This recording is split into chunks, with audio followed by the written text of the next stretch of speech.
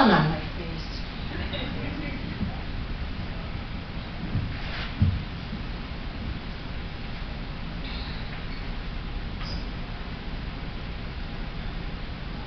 This is my very first time doing this.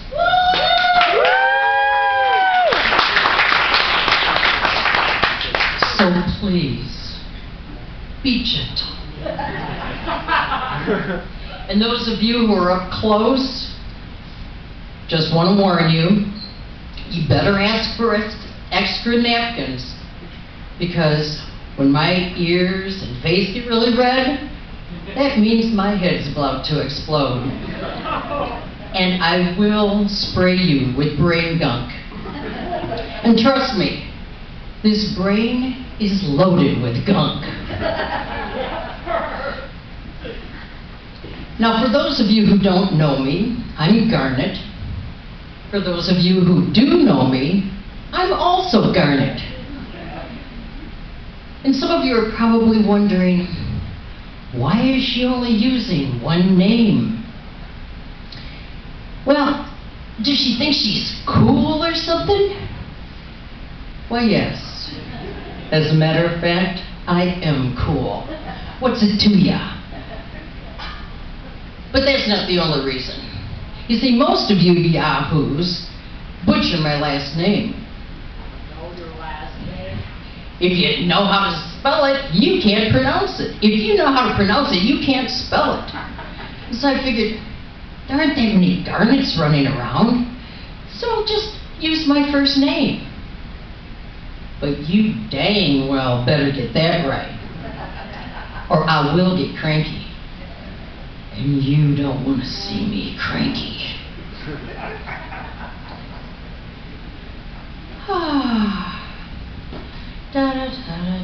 Oh yes, that's where I was. Thank you. Thank you for staying with me in those mental pauses. I know this isn't going to come as a surprise to the women, but it's the guys who have the most trouble remembering how to say my name. So I've come up with some helps for them over the years. First I started out with, it's Garnet, with the accent on the first syllable. But then I soon realized that most guys have no clue what a syllable is.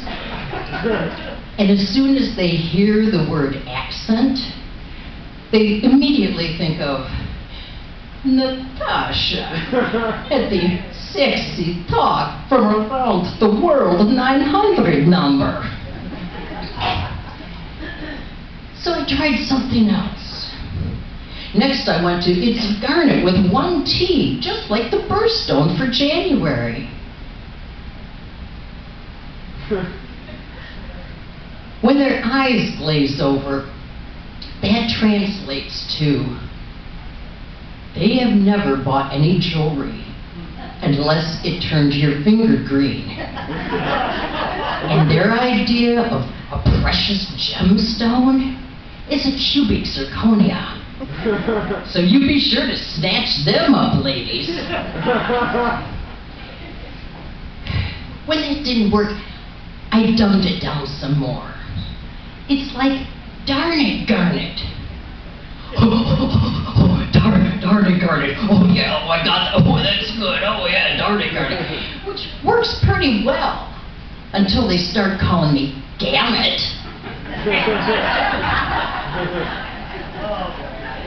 Now, Anthony, who organized tonight's event, is an excellent promoter.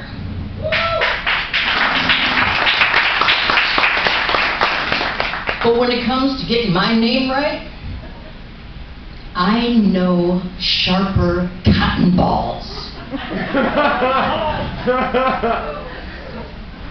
And after the head slaps quit working, I said, Anthony, is it Anthony or is it Antony? Is it Bubba or is it Baba? Is it Thomas or is it Tom Ass? Oh, I get it now. And you might think, well, what's the big deal anyway? Well, let me tell you. It's important to get a person's name right. It means a lot to them. Shows that you care. And that's why I am just thrilled to be able to share the stage tonight with a big name TV and movie star, Lee Marvin. Lee Marvin was just so good in those old westerns and war movies, like Cat Ballou and The Dirty Dozen. And I loved him in that western musical, Paint Your Wagon, with Clint Eastwood. Away out here they got a name for rain and wind and fire. The rain is Tess, the fire Joe, and they call the wind Mariah. Mariah. They call the wind Mariah.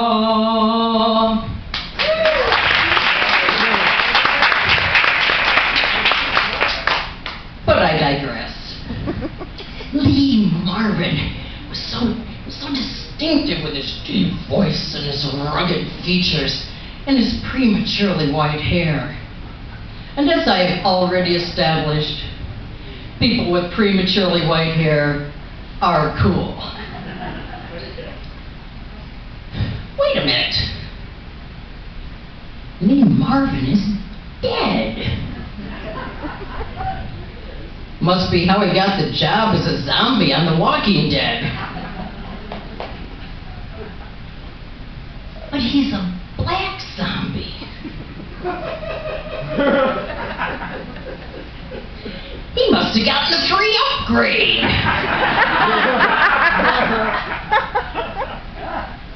Dropped call. Who's calling me in the middle of my set?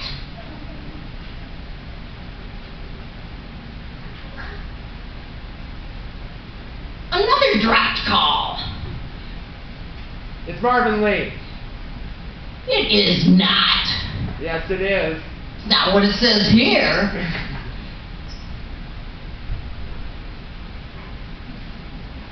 It's so hard to get good help nowadays, you know? Come on, Anthony. Come on.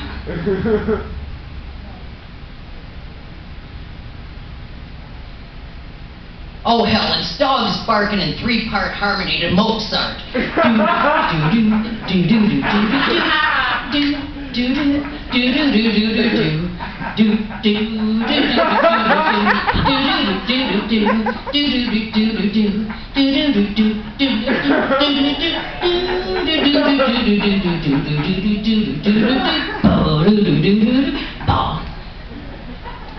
Anthony, what are you doing calling me in the middle of the set? No.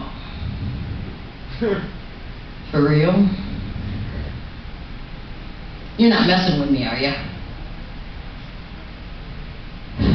It's Marvin Lee.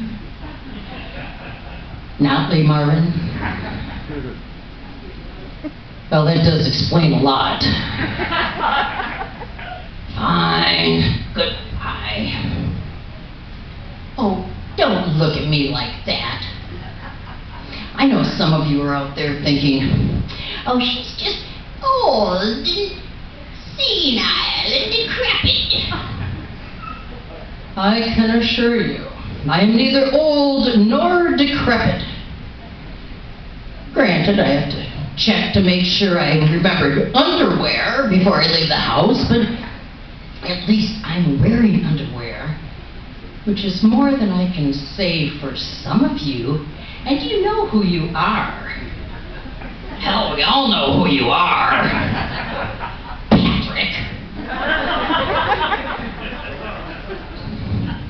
But since I have been around the block a few more times than some of you, let me give you some advice. If you're thinking about losing any weight, don't put it off until you're older. Gravity is not our friend. I had a terrible scare not too long ago. I looked down and I was all puffy. I thought, aw man, I blew out a bra strap. And it went up 2 cup sizes. It took me a good hour and a half before I figured out, oh, my knee's just swollen. And if you're thinking about getting a tattoo, wait until they're running a special. And then invest what you save in a really good moisturizer. Because when you get older, your skin will have about as much sproing as an old dried up rubber band. And then that cute little Tweety bird tat you have over your heart will start looking like a buzzard at a roadkill convention. Perched on your belt loop when you're in your 60s. Oh, and guys, do not think for a moment that you are immune to gravity's bad attitude. Oh, sure. You're still wearing the same size pants you did when you were in high school. But when you were in high school, the waistband was at your waist. Now the waistband has to hitch a piggyback ride on Little Willie.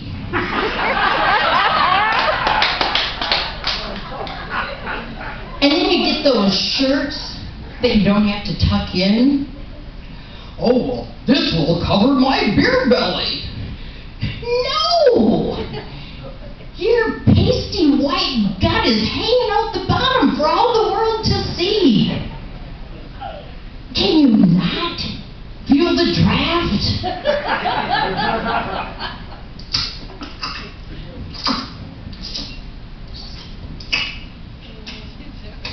And then when your pork chop slips out of your hand, and you have to bend over to snatch it up before the dog can get it, we have to look at your 10-inch crack.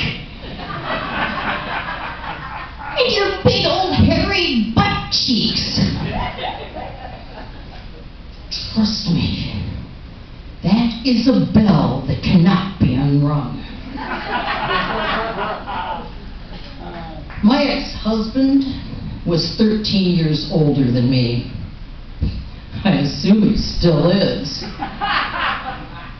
Unless, of course, he's dead. But he was a bodybuilder. The man didn't have an ounce of fat on him. He was ripped. But even he fell prey to gravity. Behind his back, I used to call him Titleist, because he had the longest balls.